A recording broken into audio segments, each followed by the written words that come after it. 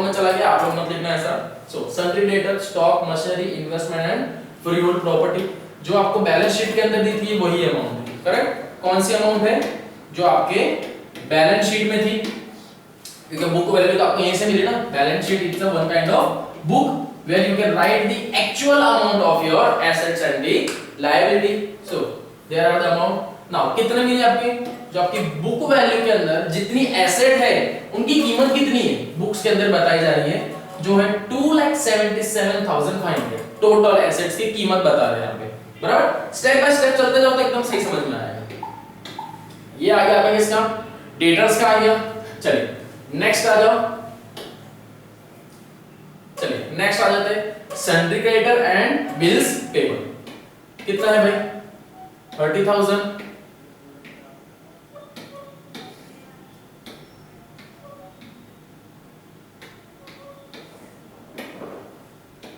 चलिए ये आ गया बिल्स पेबल कितना है? 25,000 रुपीस। दो चीज की अमाउंट है इसलिए लिख दो यहाँ पे सन्ड्री क्रेडिटर। देखिए यहाँ पे लोगों ने टाइटल नहीं दिया है। करेक्ट? यहाँ पे लोगों ने टाइटल दिया नहीं, तो आप लोग यहाँ पे दे देना। करेक्ट? जैसे हमने एसेट ट्रांसफर है यहाँ पर। Correct? Asset transfer is their book value, तो यहाँ पर भी एक टाइटल आता, we can say as a liability transferred as per their book value. Correct? Title दिया नहीं, यहाँ पर टाइटल स्पेसिफाई करना, सिर्फ इतनी ही चीज आएगी क्योंकि हम बुक वैल्यू के हिसाब से लिख रहे हैं ना अभी तो। करेक्ट? अभी हम किस बेस पर लिख रहे हैं? बुक वैल्यू के हिसाब से, इसलिए इतना ही आएगा। चलिए देन नेक्स्ट पे जाऊंगा। चलिए यहां पर खत्म हो गया। Then next point is capital है भाई। कैपिटल कितना है? ओके सॉरी, कैपिटल से जस्ट एक सेकंड पहले आ जाओ। हियर इज अ मनु लोन। कितना भाई? 40,000 रुपीस का उसका लोन है ना? क्या है उसका? लोन है।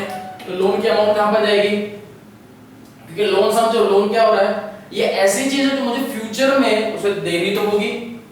करेक्ट? मुझे क्या होगा? ये सारी चीजें उसे देनी होगी। करेक्ट? सो रियलाइजेशन में उसकी इफेक्ट आएगी क्या? देखो लोन की अमाउंट क्या है? 40,000 रुपीस। स्पेसिफिकली कितना है? 40,000 रुपीस। तो मुझे किसको देना होगा? मनुज लोन। दैट मींस यहां पर मनु के रिगार्डिंग लोन है जो उसे देना है, तो वो तो अलग ही रहो। करेक्ट? मनु बीच में पैसा कभी लेके आया होगा जो उसे नॉट एज अ कैपिटल लाया, उसने एक फॉर्म को क्या दिया? भाई मैं लोन के तौर पे आपको पैसा देता हूं, बट कैपिटल के नहीं। दैट मींस मुझे विद इंटरेस्ट के साथ अमाउंट दे देना। तो व्हाटएवर कुछ भी होगा, तो फाइनली यहां पर क्या कि 40,000 उसे देना है। तो यहां पे पहले एंट्री डाल दो उसकी। कितनी भाई? मैं तुझे 40,000 तेरे देने हैं। बैंक में क्रेडिट साइड पे कौन सी आएगी? जो अमाउंट देनी थी वो आएगी। करेक्ट? कितनी आ गई? 40,000 रुपीस। परफेक्ट। नाउ नेक्स्ट कौन से? कैपिटल दिए हुए आपको। कैपिटल, ये तीनों चीज के कैपिटल लिखने कहां पर जाएंगे? पार्टनर्स कैपिटल अकाउंट में एज अ ओपनिंग, है ना? बैलेंस बीडी किसके किसके? तनु, मनु एंड चेतन। चलिए ये आ गया balance BD 90,000, 75 and 55,000 respectively. Correct? मिल गया यहां पे आपको इसके सब चीज, है ना? चलिए नेक्स्ट आ जाते हैं अभी। सॉरी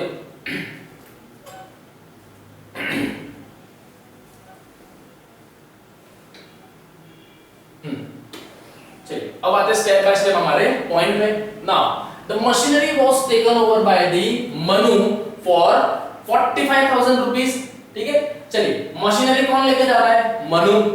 यहां पर क्या हम पार्टनर्स को पैसा दे रहे हैं, है ना? तो वो चीजें हमारी कहां थी? रियलाइजेशन में क्रेडिट साइड पे हम लिखते हैं। तो चलिए मनु को कितना मिलेगा? 45,000 रुपीस। ठीक है? मशीनरी कौन लेके जा रहा है? मनु।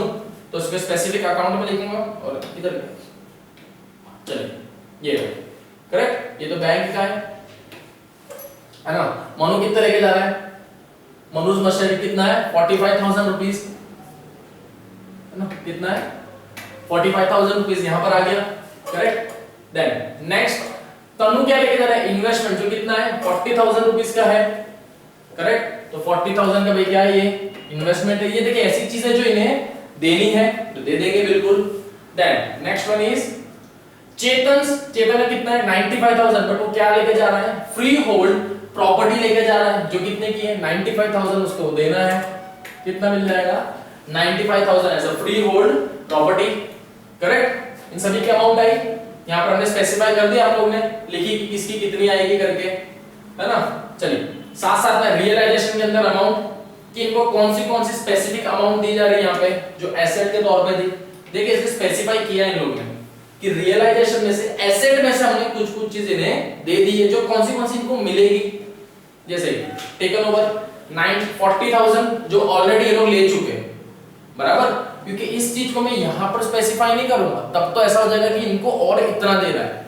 इन्होंने उस चीज को तो ऐसे ले लिया ना, डायरेक्ट उन्होंने ले ली कि भाई इसकी ये कीमत ये मैं ले रहा हूं, बराबर। तो इनका व्हाटएवर जो भी कैपिटल निकलता है जो इनको पैसा मिलना चाहिए उसमें से ये तो पहले ही ये चीज ले चुके, अगर इसको मैं ऐड कर दूंगा तो इनका तो प्रॉफिट ज्यादा बढ़ जाएगा, बराबर। तो इसलिए क्या करूं भाई, तुमको एक्चुअल कैश मुझे इतना देना था। जैसे मैं आपको एक एग्जांपल के तौर पर समझाऊं, जैसे मुझे किसी को 100 रुपए देने थे, करेक्ट, मुझे 100 रुपए उसे देने थे। जैसे समझ लो फिर से ये कोई एक टीम का देते, जैसे वी कैन से चलिए कोई भी चीज मेरे को सेल करनी है या प्रॉफिट किसी को देना होगा इसमें से, बराबर, 100 रुपए का प्रॉफिट हुआ। बट मेरा जो एक पार्टनर है, मेरा एक जो पार्टनर है, मैंने उसे कुछ सामान लाने के लिए पैसे दिए थे, बराबर, मे बी 50 रुपए का कुछ सामान लाना था मुझे, और उसमें से उसके सिर्फ पैसे खर्च कितने हुए, रिस्पेक्टिवली 20 रुपीस एक्सपेंस हुआ उसका, है ना। दैट मींस रिमेनिंग अमाउंट कितनी होगी उसके पास, 30 रुपीस, जो भाई उसने मुझे अभी तक नहीं दी है, जो उसने मुझे अभी तक तो नहीं दी है, करेक्ट ना। अब यहां पर क्या होगा कि भाई मेरे पास दो पार्टनर है, बराबर, मैं मतलब क्या हूं यहाँ पे बॉस हूं भाई, मेरे पास दो पर्सन है ए और बी। ये जो पर्सन है ये कौन है, कि बी है, करेक्ट। ए वाला पर्सन तो शॉप पे बैठा है, तो भाई 50 रुपए इसको आधे करके दूंगा ना। अब जब मुझे बी वाले पर्सन को पैसे देने हैं तो मैं क्या करूंगा कि भाई मुझे बी को पैसे कितने देने हैं, 50 रुपए देने हैं। बट यहां पर ऑलरेडी उसके पास मेरे दिए हुए पैसे कितने, 30 रुपए तो उसके पास ही पड़े हुए हैं, करेक्ट। तो दैट मींस अब मुझे कितने देने चाहिए बी को, भाई 50,000 मुझे देने थे, उसके पास पड़े कितने, 30,000। दैट मींस मुझे कितनी अमाउंट देनी होगी, 20 रुपीस में दूंगा, तब जाके बी के पास कितने हो जाएंगे, 50 रुपीस हो जाएंगे, करेक्ट। अगर मैं देखो ये चीज का डिफरेंस नहीं निकालता यहाँ पे, इस चीज का अगर डिफरेंस नहीं निकालता तब क्या होता, मैं 50 रुपीस दे देता, बी के पास ऑलरेडी 30 पड़े हुए, दैट मींस उसको कितना मिल जाता है, 80 रुपीस। क्या ये इक्वल डिस्ट्रीब्यूशन हुआ, नहीं, बी का तो फायदा हो गया, वो चीज लेके भी चला गया, उसको और फायदा भी हो गया, बराबर। तो यहाँ पर इसलिए सेम वैसा ही किया गया कि कौन सी चीजें उन लोग लेके चले गए ऑलरेडी, तो उतनी चीज लेस करो तो आप एग्जैक्ट डिस्ट्रीब्यूशन कर पाओगे, करेक्ट। देखिए इसमें ज्यादा आ रहा है, ये परफेक्ट आया, तो यही चीज वहां पर भी करी गई है ना। इसलिए इसको यहाँ पर लिखेंगे भाई जो चीज वो पहले ले चुके, जो उन्होंने ऑलरेडी ले ली है, उनको यहाँ पर स्पेसिफाई करो। 40,000 तनु लेके गया था, तनु क्या लेके गया था, इन्वेस्टमेंट का, करेक्ट, इन्वेस्टमेंट का लेके गया था। मनु क्या लेके गया था, मशीनरी, एंड चेतन क्या लेके गया, फ्री होल्ड प्रॉपर्टी। अलग अलग करके स्पेसिफाई करके लिखना हो तो वैसे भी लिख सकते हो, जैसे रियलाइजेशन के अंदर ब्रैकेट बनाओ, वही मशीनरी का मनु, देन नेक्स्ट रियलाइजेशन एसेट, फिर एक ब्रैकेट बना के, उसमें अननेसेसरीली आपका टाइम वेस्ट होगा और कुछ नहीं होगा। सीधी सी बात है, आप लोग इस तरीके से दिखा सकते हो, करेक्ट, एग्जामिनर को समझ में आएगा। क्यों, क्योंकि आपने यहाँ पे एसेट का पॉइंट है, साथ ही साथ जो एडजस्टमेंट है तो पता चल ही जाएगा कि भाई ये पॉइंट कहां से आया, करेक्ट। क्योंकि आपने रियलाइजेशन के अंदर कुछ इस तरीके से आपने स्पेसिफाई किया हुआ है कि भाई तनुज कैपिटल मतलब इन्वेस्टमेंट का वो लेके जा रहा है, ब्रैकेट में ये चीज बता रहे हो ना, तो दैट मींस पता चल रही है कि ये सारी एसेट है, और आपने पार्टनर्स के अंदर रियलाइजेशन में ब्रैकेट में एसेट बनाई है, दैट मींस बाकी सारी एसेट इसी के अंदर इंक्लूड है, करेक्ट, बराबर है यहाँ पे। चलिए नेक्स्ट आ जाओ। अब यहाँ पर सन्ड्री डेटर बताया, एसेट्स बता दी। चलो कौन सी एसेट्स हैं, जैसे डेटर है 56,500, स्टॉक है 36,000 ना। क्रेडिटर जो है ये तो एसेट नहीं है, तो भाई जो एसेट है पहले वो देखो 56,500 एंड स्टॉक। चलिए तो ये याद रह जाएंगे, इधर आएंगे हमारे क्रेडिट साइड पे, डेटर्स 56,500, स्टॉक आएगा 36,500। कभी भी क्लोज करने की इतनी जल्दी मत करना, थोड़ा कुछ देर रुको अभी, बराबर। नेक्स्ट पॉइंट पे आ जाओ। क्या दिया है, sundry creditor were settle at discount of rupee और वी कैन से ऑफ 5%। 5% का क्या है कि क्रेडिटर को डिस्काउंट दिया है और अमाउंट सेटल कर दे, बस मतलब क्रेडिटर का हो गया भाई। तो देखिए एक्चुअल पहले अमाउंट क्या थी वो देखो 30,000 था। तो चलिए आप सभी लोग कैलसी निकालिए अपनी, उस कैलसी के अंदर 30,000 का 5% निकालो और डिडक्ट करके अमाउंट मुझे बता दो। That means 30,000 into 5% minus equals to, तो जल्दी कितना आ जाएगा, I think it comes as 28,500 something, correct, कुछ इस तरीके से अमाउंट आ जाएगी आपकी, है ना 28,500, उसे यहां पर स्पेसिफाई करो 28,500 जो बैंक के थ्रू हमने दे दी है, जो हमने दे दी है, करेक्ट। चलिए नेक्स्ट कौन सा था, एक bills payable is taken over by Chetan for ₹23,000। तो यहां पर जो बिल्स पेबल था वो फर्म के बिहाफ पे किसने दे दिया, चेतन ने दे दिया है। तो चेतन ने कितना दिया, 23,000 रुपीस चेतन ने दे दिया। ये ऐसा होता है ना, आप लोग भी कहीं जाते हो घूमने फिरने, तो सपोज किसी एक पर्सन की रिस्पांसिबिलिटी हो देने की, लेकिन एक्चुअल उस पर्टिकुलर टाइम पे अगर उस पर्सन के पास पैसे नहीं है तो क्या होता है, अरे रुक जा मैं दे देता हूं, तो मुझे बाद में दे देना, करेक्ट होता है ये। तो सेम ऐसा यहां पर हुआ है, क्योंकि ये सारी चीज कौन देगा, फर्म देगी, लेकिन फर्म के बदले यहां पर एक चेतन नाम का पार्टनर है, उसने बिल्स पेबल की जो अमाउंट दी वो उसने दे दी 23,000 रुपीस। चलो यहां पर उसने दे दी वो तो ठीक है ना, कितनी बिल्स पेबल की जो अमाउंट थी वो तो यहां पे उसने दे दी है, करेक्ट। देखो यहां पे इसलिए यहां पर रिकॉर्ड नहीं हुआ है, क्यों, क्योंकि फर्म ने नहीं दिया है, पार्टनर ने दिया है, तो पार्टनर के अकाउंट में लिखेंगे। लेकिन यहां पर किस तरीके से लिखा जाएगा, यहां पे कैसे लिखोगे आप लोग, क्योंकि भाई यहां पर आप इस तरीके से लिखोगे क्योंकि पार्टनर ने दिया है तो भाई अब उसको वापस देना होगा। सो रियलाइजेशन 23,000, यहां पर आप एसेट नहीं, यहां पर आप लिखोगे लायबिलिटी, करेक्ट। यहां पर क्या आएगा, लायबिलिटी आएगा, एसेट लिखा है इन लोगों ने, करेक्शन कर लेना, यहां पे आप रिलेशन लायबिलिटी लिखोगे। कितनी 23,000 रुपीस थे, चेतन को वापस दे रहे होंगे आप लोगों को, करेक्ट है ना। चलिए सॉरी बराबर, चलो next. Then the liabilities amount is 3,000 not shown in the books. देखिए लायबिलिटी कितनी 3,000 जो बुक्स में नहीं बताई थी, लेकिन स्टिल देनी तो होगी, तो रियलाइजेशन में उसकी इफेक्ट दोगे 3,000 लायबिलिटी, स्पेसिफाई कर दो कि अनरिकॉर्डेड है 3,000, that's it, correct. Now the next one is an office computer not shown in the books of account realised at 9,000 rupees. कितना है, ऑफिस कंप्यूटर है क्या हमारे लिए, office computer it's a one kind of asset for us. कितना है, asset है, कितनी 9,000 की, तो एसेट को लिख दो कंप्यूटर में, कितना है 9,000 रुपीस, करेक्ट। देन चलिए नेक्स्ट आ जाओ, relation expense amount of ₹3,000 rupees, correct. Amount क्या दी है 3,000, तो यहां पे आ जाएगा relation expense. Okay just a second, okay that means यहां पर देखिए एरर है, इसको चेंज कर लेना, ये 3,000 नहीं है, ये क्या है 6,000 रुपीस है, करेक्ट। क्या है ये 6,000 रुपीस है, करेक्शन कर लेना, है ना, क्या है ये 6,000, ग्रामेटिकल मिस्टेक हो गई और वी कैन से एरर है।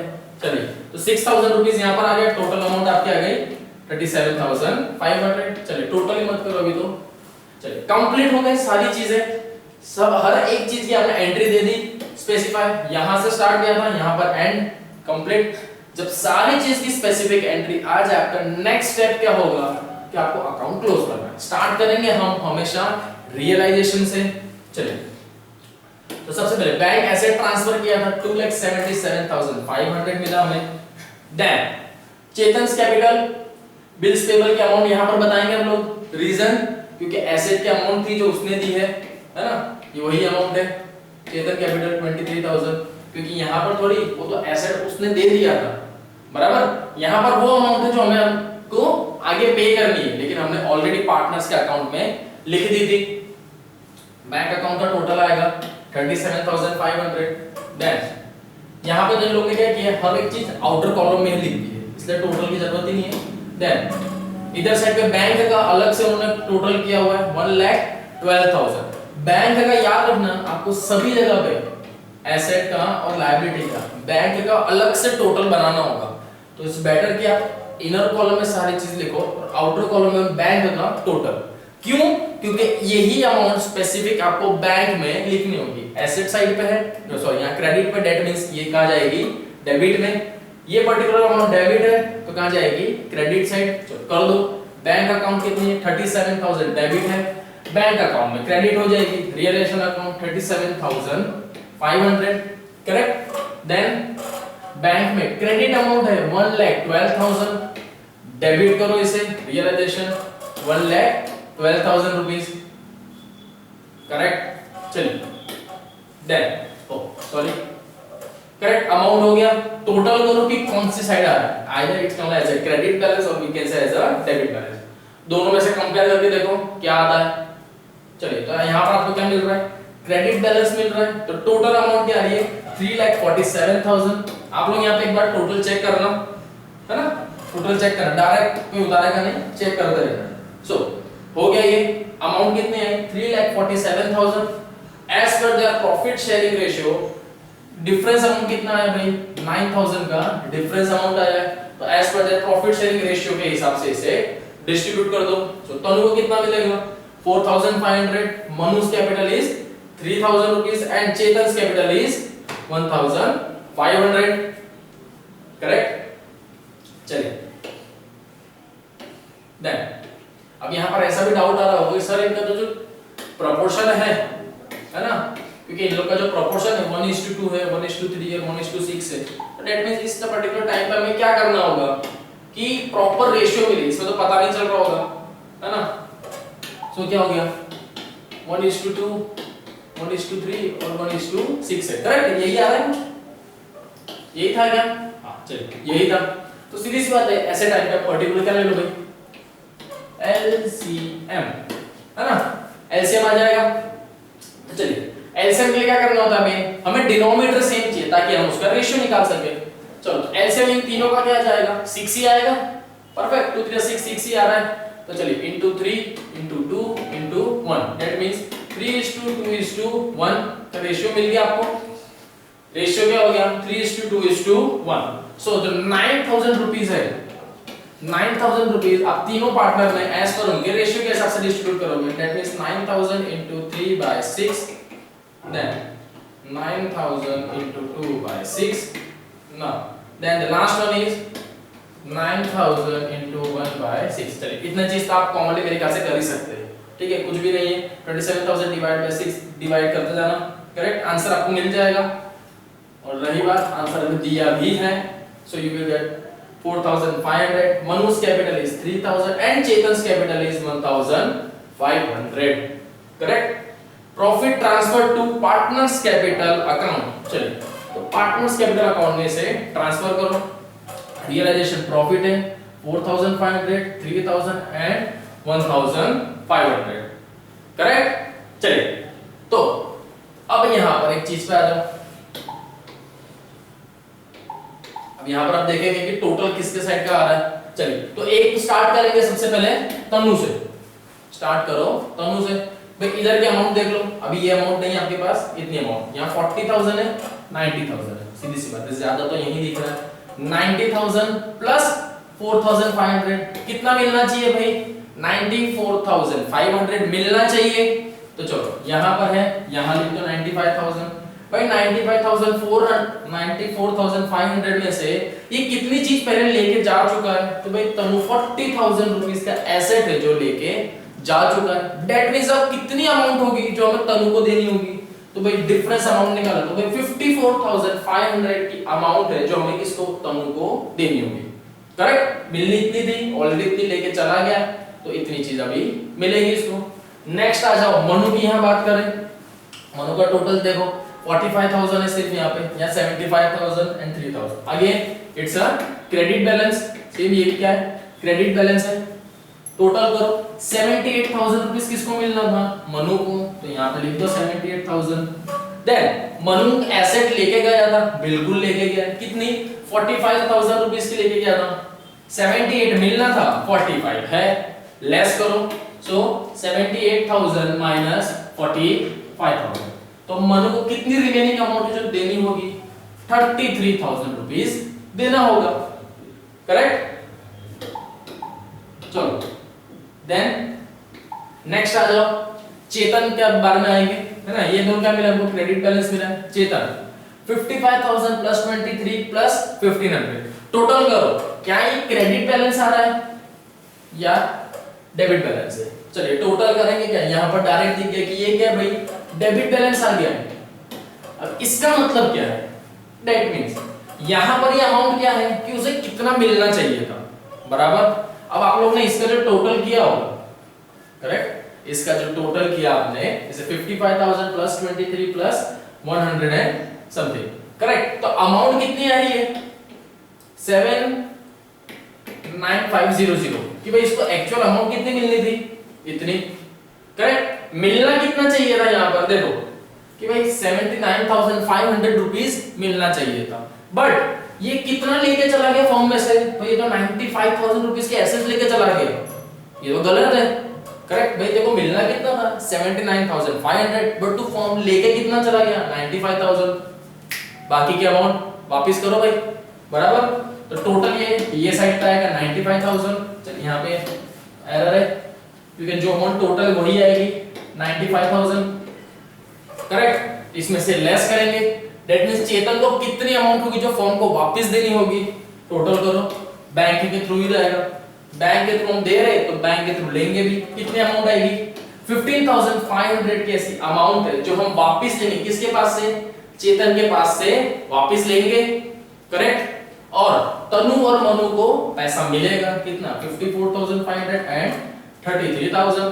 चलिए बैंक की बात आ गई है, तो बैंक अकाउंट में ट्रांसफर, जो चीज यहाँ पर क्या है डेबिट, आपको पता होगा क्या करना है आपको, यहाँ पर तनु और मनु क्या है डेबिट, बैंक अकाउंट में क्या हो जाएंगे credit, perfect.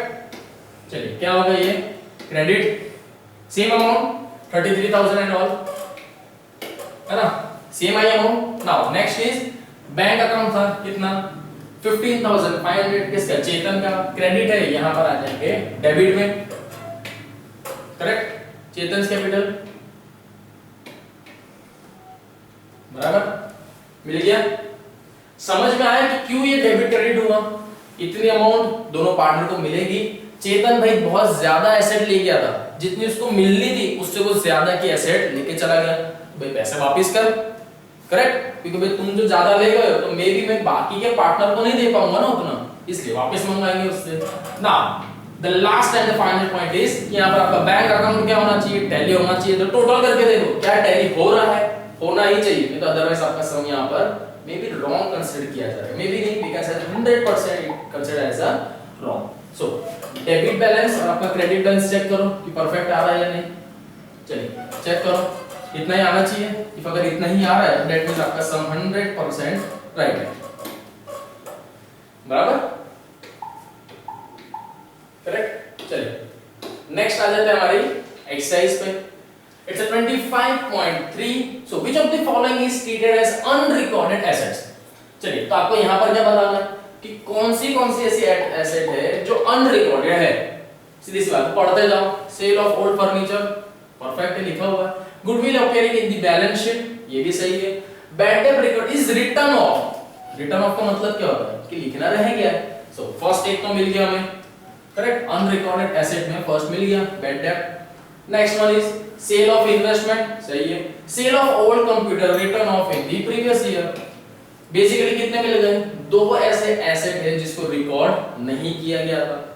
Then now comes to the next, which of the following is treated as unrecorded liability, correct. यहाँ पे क्या है unrecorded liability होगी। so first one is a bill, देखिए ये वाला चेक कर लो पहले, है ना, इसका आंसर क्या आया था हमारा थर्ड एंड फिफ्थ। चलिए C and E, correct, C and E आया था, वहां पे चलिए कुछ और लिखा हुआ है लेकिन यहाँ पे C and E। Then now a firm, which of the following is treated as unrecorded liability? A bill discounted with the bank dishonored, then the second one is repayment of bank loan, then the creditor for stock purchase of goods, settlement of a dispute against the firm, and payment of outstanding bill, correct। चलिए इस पर कौन सी चीज आ जाएगी? अब bill discounted with dishonoured, correct. इसकी specific देखिए एंट्री बताई नहीं गई है कि ये बाकी है। Then replacement of bank loan, replacement that means हो चुका है। Creditor for stock purchase of goods, clear लिखा हुआ है। Settlement of dispute against the firm, क्या कौन सा सेटलमेंट किया आपने अगेंस्ट दी फर्म, कुछ स्पेसिफाई नहीं किया, दैट मींस ये बाकी हो गया। Then payment of outstanding bill, ऐसा बिल जो देना बाकी है लेकिन लिखा नहीं, ऐसा बोला है क्या? अनरिकॉर्डेड तो बोला है क्या? नहीं, ये चीजें जिसके बारे में आपको लिखना बाकी होगा, correct. It's the first and the fourth. Now what you have learn compulsory at the end इसे पढ़ा करो, है ना, क्योंकि मेजरली आपके सारे क्वेश्चंस के आंसर आपको यहीं से मिल जाएंगे। अगर आपने पूरे चैप्टर में कोई थियरी नहीं पढ़ी हो और आप व्हाट यू लर्न अगर पढ़ लेते हो ना तो बहुत अच्छा होगा, क्योंकि सारी चीज आपको यहीं मिल जाएगी। हर एक चीज की डेफिनेशन आपको मिल जाएगी, उनके कॉन्सेप्ट मिल जाएंगे, नंबर ऑफ मेथड्स मिल जाएंगे, फॉर्मूलाज मिल जाएंगे, ठीक है। इसी में से ज्यादातर क्या होता है आपके एमसीक्यूज आपको देखने मिलते हैं, fill in the blanks, true और फॉल्स भी यहीं से देखने मिलेंगे, क्योंकि आपके चैप्टर की सारी इंपॉर्टेंट चीजें यहीं पर कवर है। So now comes to the terminal exercise. चलिए ये सारे 1 मार्क्स क्वेश्चन है, 1 सेंटेंस लिखा, that means it consider as a your 1 marks. Basically अगर 1 या 2 मार्क्स तक में आ सकता है, तो एग्जाम में आपको देखने जरूर मिलेगा इस तरह के सम, करेक्ट, तो देखना जरूर। Then difference between dissolution of partnership firm of dissolution of partners, most IMP करके रखना। इन फ्यूचर में कॉमर्स के रिगार्डिंग आपको ये चीज देखने मिलेगी आगे, तो याद रखना, कहीं हो तो लिख के संभाल कर रखना। चलिए देन एक्सरसाइज दी गई है आपको सारी, करेक्ट, ये वही समय जो हमने देखे पहले भी, करेक्ट, सभी के अंदर वो देखिए एक्सपेंस आपको दिया गया है, एज पर फॉर्मेट के अकॉर्डिंग प्रिपेयर करते जाओ, करेक्ट। यही सारे सम देखे हमने हमारे फर्स्ट सेकंड एंड थर्ड, तो सेम वैसे के वैसे ही है, सारे वैसे ही है, करेक्ट। ये सभी चीज जितनी प्रैक्टिस करोगे ना उतना ही आपके लिए इजी बनेगा सम, अदरवाइज बहुत ज्यादा क्या हो जाएगा, डिफिकल्ट हो जाएगा, है ना। तो यहाँ पे आपका चैप्टर नंबर 25 कंप्लीट हुआ एंड मॉडल नंबर हमारा 3rd 4th भी कंप्लीट हुआ।